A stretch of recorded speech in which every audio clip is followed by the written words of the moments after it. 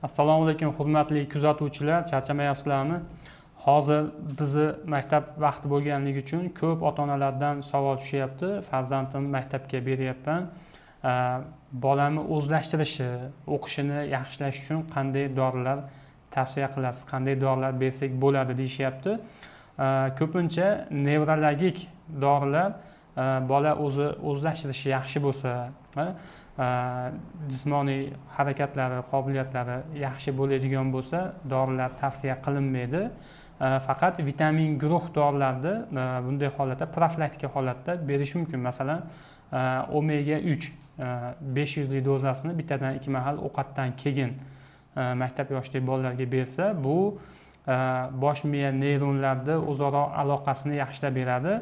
Keyingisi ko'p bizni bolalarimizda vitamin D yetmaydi.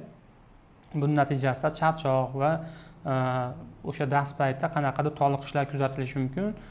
Vitamin D profilaktik dozada tavsiya qilinadi.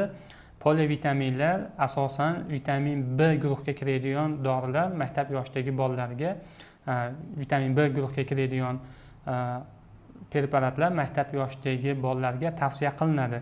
Agar bizni regionda ko'pincha ratsionimizda yod yetishmovchiligi bo'ladi. Yod yetishmovchilik holatlari ratsionimizda bo'lganligi uchun bolalarda chig'anog'ida, qo'llarida qanaqadir qorayishlar bo'ladi. Shunaqa qorayishlar bo'layotgan bo'lsa, aytganmanda yod ham qo'shib bersak bo'ladi.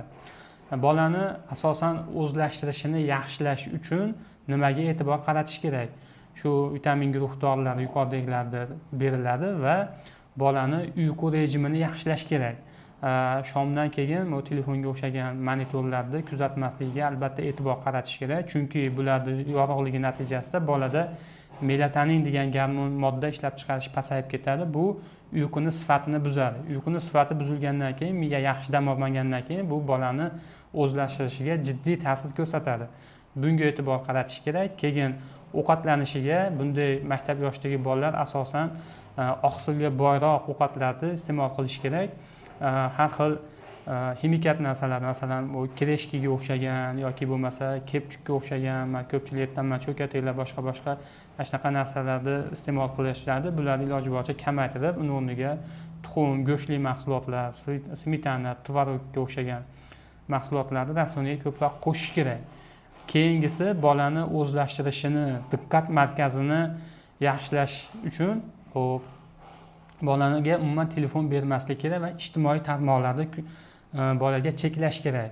Chunki bolani 7-12 yoshida asosan diqqat markazi shakllanadi.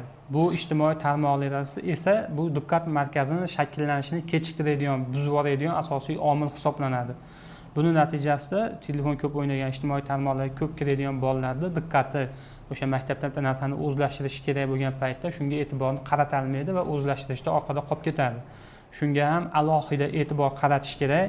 Statistik ma'lumotlarga qaraganda, ijtimoiy tarmoqlarga ko'p, telefonda ko'p o'ynaydigan bolalarni o'zlashtirishi eng kamida 30-40% ga pastga tushib ketadi. Shuning uchun bu ma'lumotlarni inobatga olgan holatda bolalarga albatta telefondagi ijtimoiy tarmoqlarni, telefonni o'zini ham iloji boricha cheklash kerak.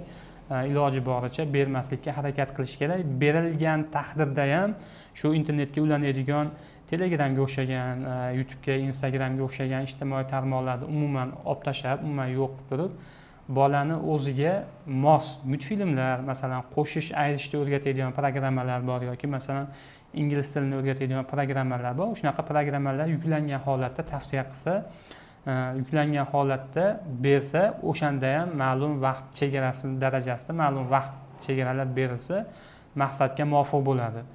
E'tiborlaring uchun rahmat. Yanada ko'proq foydali ma'lumotlarga ega bo'lish uchun kanalimga obuna bo'ling va meni kuzatishda davom eting. Kommentariyada sizga qaysi nevrologik kasalliklar qiziq ma'lumot berishimni xohlasangiz, shuni yozib keting. Biz albatta buni ko'rib chiqib, shu kasalliklar haqida ma'lumot beramiz. Salomat bo'linglar.